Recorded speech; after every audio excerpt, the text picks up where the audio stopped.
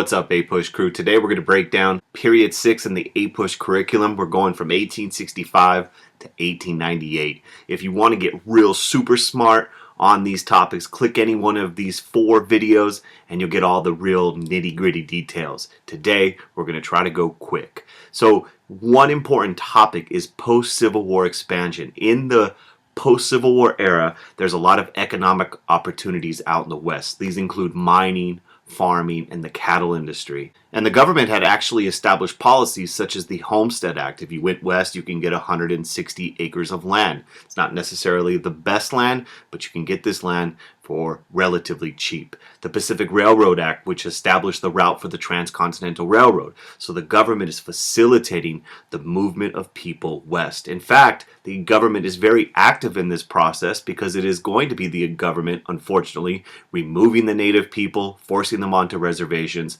more on that in a moment, and giving land and grant subsidies to the railroad companies for this expansion to take place. So it's important you know the role of the government in this Western expansion. As the nation is expanding west, there is a growing conservationist movement in the country. They're starting to realize that we need to preserve some of our natural resources, and there's really a battle between government agencies and conservationist groups versus corporate interest who want to make money off the water and the air and other things, and who's really going to control these natural resources. You do have the Department of the Interior. It was established in 1849, and its job, it was responsible for the management and conservation of federal land and other natural resources. The U.S. Fish Commission is established in 1871. It's created to preserve the fisheries of the U.S. so we don't overfish and run out. And really a huge person in the conservationist movement is John Muir. In 1892, he establishes the Sierra Club, and its whole purpose was to fight for conservation and preservation of natural resources. And we're really going to see in period 7, Theodore Roosevelt's going to be the guy who's going to make this happen on a federal level. Unfortunately, conservation is not going to be something the government's interested in when it comes to Native Americans. Their policy kind of can go into 2 categories during this time period: violent conflict or assimilation policies. There's a whole bunch of battles that take place. Really, they're massacres. The Sand Creek Massacre, the Colorado militia goes in, attacks, and kills over 100 Native people, many of them women and children. The Battle of Little Bighorn, 1876, the Sioux tribe, inspired by the leadership of Sitting Bull, kills Colonel Custer and his men in the 7th Cavalry. It's also known as Custer's Last Stand. However, the government's going to come in after the Battle of Little Bighorn and round up the Sioux resistance. There's a ghost dance movement which begins amongst the Sioux Indians in the Dakota Territory, where they feel like this is a kind of cultural revival. They're going to get rid of the white man. The buffaloes are going to return and all's going to be well. However, the U.S. government is going to come in with the Battle of Wounded Knee, which is the last major Indian battle in 1890, where the U.S. Army goes into the Dakotas and kills over 200 Native people. Once again, this is more of a massacre than it is a battle. Assimilation policies: tribes were oftentimes forced onto reservations such as the Great Sioux Reserve, and this was supported by laws such as the Dawes Severalty Act of 1887. Its whole purpose was to end tribal ownership of land. The government wants Native tribes to dissolve, and they want to force them onto private farms. We also see various Native American schools opening up with the support of the federal government, and their goal, their duty, was to assimilate Native people. Kill the Indian, save the man was the idea in these schools. Another thing happening during this post-Civil War era is industrialization. You have large-scale production, tremendous technological change, all sorts of new inventions, making life easier, improved communication networks, and you see business during this time seeking to maximize the exploitation of a growing labor force and natural resources. Key to this, though, is industry leaders such as Carnegie, of course the steel guy, and Rockefeller Oil, who are seeking to dominate their respective industries through a variety of techniques. You got horizontal integration being used, where you control all competition in a particular industry. In other words, you're consolidating all your competitors to monopolize a market. Vertical integration, you control all aspects of production, of manufacturing, from extracting the raw materials to selling the finished product. And in order to eliminate or reduce competition, business leaders sought to establish monopolies, trust, and pools. They also believed and defended their wealth with ideas such as social Darwinism, meaning the rich are rich because they're hardworking and the poor are poor because they're lazy or inferior. And this is this idea of survival of the fittest. In fact, one of the other key aspects of this period is advocating for laissez-faire policies. In other words, the government should not regulate business. It's important you know about the regional differences. So you have the West experiencing its own economic growth and population growth. The North and the Midwest is industrializing, but you also have the South. And after Reconstruction, there was an attempt at industrializing the Southern economy. Some refer to it as the New South. And there is a growth in the number of textile industries in the South. Remember, the South was largely agriculture. So you have textile mills and factories coming into southern states. However, the South remained, even though you have this idea of the New South, the South remained primarily agriculture. In fact, tenant farming and sharecropping continued to be the predominant labor system of the Southern economy. And it's really African American laborers and poor whites, but really black laborers who are doing much of this work in the tenant farming and sharecropping. Now, during this time, during this Industrial Revolution, there's a lot of good happening. Industrialization and urbanization, people moving to the cities, largely because they're looking for jobs. They're bringing about new economic opportunities for immigrants and workers. People are going from rural areas to urban areas. Immigrants are coming from other countries looking for these new economic opportunities, and the workforce is expanding. We also see this time period presenting new career opportunities in spite of a lot of social prejudice for African Americans and women and other disadvantaged groups. Now, a real key point in period 6 is this: while industrialization brought numerous opportunities to workers and dramatically expanded the workforce, low wages and dangerous working conditions continued to be a problem. So yes, there were jobs, but life was very difficult for workers. And as a result of this, workers are going to fight back. They're going to fight back to try to change this reality. And you're going to see workers organize. You have the Knights of Labor you should know about in 1869, founded. Terence Powderly is one of the key figures in this union. They opened up the union to all workers, skilled and unskilled workers. This was unique. Women and African Americans were also allowed to join the union. However, after the Haymarket riot, where labor unions were kind of attached to radical movements, they are going to suffer a decline in numbers. The big one, though, is the American Federation of Labor, the AFL, founded in 1886. Make sure you know about Samuel Gompers. They're going to focus on skilled workers, and they're not really interested in social reforms. They focus on bread and butter issues, practical things like wages, working condition, and hours. And by 1900, it was the largest union in the country.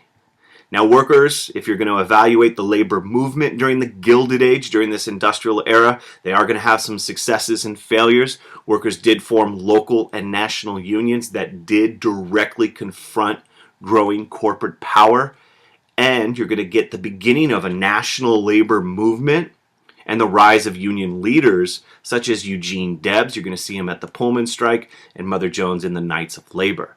However, this is going to be followed by a lot of failures. Homestead strike in 1892, workers at Carnegie Steel are defeated during the strike. Henry Frick is going to call out the guards, and the union's going to be busted. Pullman strike in 1894, President Cleveland is going to use the army in a court injunction to defeat the strike. Eugene Debs will be thrown in jail. And a big problem for the unions was also division amongst themselves. You have division between skilled and unskilled workers, ethnic and racial groups.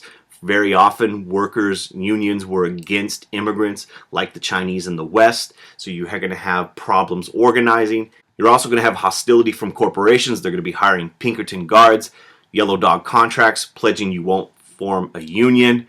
and the government is going to be on the sidelines offering no protection because of the laissez-faire policies of the time period. It's important you know that the lives of farmers was also changing as they had to adapt to mechanized agriculture. They had to buy all this new equipment, which made them more efficient in producing crops, and a dependence on powerful railroad companies. Farmers are going to have a lot of problems as they become more efficient at growing crops. As agriculture becomes more and more mechanized, prices are going to fall. You're also going to see unfair railroad business practices. Railroad companies will oftentimes charge small farmers more than large farmers. The high cost of machinery is going to cause huge amount of debt. Tight money supply, not having access to cheap money, is going to be a concern, and of course high tariff policies amongst many Republican administrations. All of these things are going to cause farmers to also organize. A couple of key farmers groups you should know about. The Grange movement is going to start off organizing social and educational activities, but later on they're going to lobby the state legislators in places such as Illinois for reforms. We're going to see how that works out in a moment. The Farmers Alliance will follow in the 1870s, really in Texas. They're going to be split though, because in the South you're going to have division. African American farmers are going to have to form their own farmers group called the Colored Farmers Alliance, and they're going to ignore the plight and the problems of tenant farmers. And the big one you should know about is the one that actually forms into a political party, the Populist Party. They're going to be key. Their strength is going to be amongst farmers, but also amongst workers, and their platform is pretty varied in what they want. And they're really calling for political reform and a stronger role of the government in the economy. For instance, they want the government to own the railroad companies. 2, they want the free and unlimited coinage of silver to increase the money supply so that farmers have access to cheap money. 3, they want to have an income tax, which the rich would pay more. 4, they want to have political reform where people would have the direct election of senators. This was not the case at this time. And 5, they also want reforms such as the initiative and referendums so that you could take away power from these powerful business interests and these political machines. Which leads us to the government and the role of the government. Mark Twain famously called this era the Gilded Age, and what he meant was below the surface things are not as good as they seem. There was rampant corruption and problems in this time period. Politics during the Gilded Age was tied heavily to big business, and remember there's a laissez-faire philosophy which prevented the government from actively regulating the economy. But it's important you understand that you're going to see the start of government regulation during this period. During the Grange movement, they got laws passed, Granger laws, which protected farmers against abuse of the railroad industry. In the case Munn versus Illinois, the court ruled that states could in fact regulate the railroads. However, that's overturned in the Wabash case in 1886, where the court rules the states cannot regulate interstate commerce, trade between different states. And that's going to eventually lead to the passage of the Interstate Commerce Act, which is going to regulate, the federal government is going to regulate trade between different states. In the beginning, it's going to be ineffective, but it's going to be an important precedent. The other big one you should know about is the Sherman Antitrust Act. This is going to outlaw trust and other monopolies that fix prices and restrained trade. And unfortunately for labor unions, it's going to be used against them in the beginning, not against the monopolies.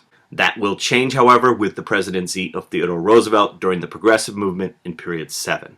Another important thing that's happening during this time period is the movement of people. And we're talking about large-scale internal within the United States and external migration is taking place.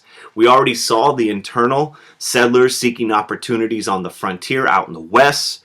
And remember, these opportunities are available as a result of the Homestead Act and the completion of the Transcontinental Railroad. They are going west.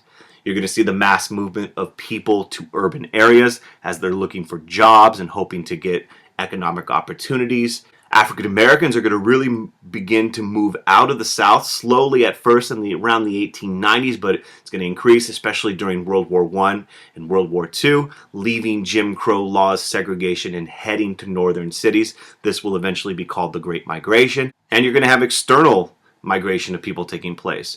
Large-scale immigration from China during this period. This will slow down dramatically with the passage of the Chinese Exclusion Act. Make sure you know about that. And after 1880, you're going to have a different kind of immigrant coming in from Europe, the so-called new immigrants from Southern and Eastern Europe. And we're talking places like Russia, Italy, Poland, where my peeps are from, and others. They are largely going to settle in urban areas looking for job opportunities that are presented as a result of the Industrial Revolution. There is going to be a response to this changing immigration, and that is going to be the rise of nativism. In fact, during this time period, there's going to be various attempts to exclude and keep out immigrants. We've already heard about the Chinese Exclusion Act, effectively shutting out Chinese immigration to the United States. The American Protective Association was an anti-Catholic group made up of American Protestants that wanted to get restrictions and limits on the number of Catholics coming in. And you have various proposals for literacy tests, which was proposed to keep Southern and Eastern immigrants out of the U.S. And the idea here is that these immigrants are undesirable. They're going to undermine and ruin the American way. There are going to be various challenges of urbanization and immigration. Cities were often divided among classes between the rich and the poor, races, ethnicities, ethnic groups. For example, the Italians in Little Italy, the Chinese in San Francisco are going to form their own communities and cultures. Low wages and dangerous working conditions kept many workers in extreme poverty. Since you have so many workers confined in these cities, unskilled work leads to low wages. There's going to be a contrast during this time between the poor and the wealthy are enjoying lives of conspicuous consumption. They're able to spend huge amounts of money to show off publicly their economic power and status. That's not the reality for the majority of people living in the cities. In fact, many people in cities like New York are going to be living in tenement housing. It was extremely common, and Jacob Riis is going to document this in his famous piece, How the Other Half Lives, in 1890, giving a reality check to many Americans.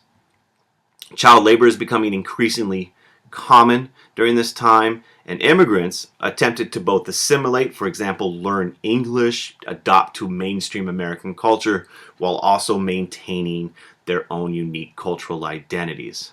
And political machines dominated city life by exchanging welfare services, food and other things, and jobs for political support. And this creates all sorts of corruption and fraud and waste. However, these challenges are going to begin to be addressed during the Gilded Age. You have the gospel of wealth, which was a belief that the wealthy had a moral obligation to help out those less fortunate. Andrew Carnegie talked about this in his piece, Wealth. Settlement house movement sought to relieve urban poverty and provide assistance to immigrants. And you see this with Jane Addams' Hull House in Chicago, helping immigrants transition to life in America. The social gospel movement challenged the dominant corporate ethic of the time, and this was a group of Christians which said Christians had a responsibility to deal with urban poverty and to help alleviate it. The Socialist Party and other organizations actually challenged capitalism itself, called it exploitive, and critiqued it. You had Edward Bellamy in his Looking Backward. A utopian socialist society is depicted in this novel, and in this society they have fixed the social and economic injustices of the time. In fact, the Socialist Party is going to run candidates for political offices at both the state and national level. And eventually, and this is in period 7, the effort to reform these problems will eventually lead to a movement known as the Progressive Movement in the 1890s. And we got some videos on that as well. Check them out. Finally, not only are there going to be people addressing the economic problems of the Gilded Age, you're going to have people addressing the social ones as well. The National American Woman Suffrage Association, NASA, sought to secure the right to vote for women, the right of suffrage. You have people like Elizabeth Cady Stanton and Carrie Chapman Catt working tirelessly throughout this time period trying to get the right to vote. Various African American leaders sought to advance the cause of civil rights. Important one for period 6 is Booker T. Washington, and he advocated African Americans should acquire vocational skills, job skills, to gain self-respect and economic security. He established the Tuskegee Institute to try to accomplish this goal, and Ida Wells Barnett was very active in not only the women's rights movement, but also in the campaign against lynching. That's a real quick rundown review. This is not meant to teach you everything in APUSH Period 6, but it's a reminder. If you want some more details, you want all the little details that's going to help you get that 5, click on any one of those 4 videos. If you haven't already done so, make sure you click that button and subscribe. Tell all your friends to do the same. Let them know how you're getting all those A's in your APUSH class. If you have any questions, post them in the comments, and if the video helped you out, click like. Have a great day. Peace.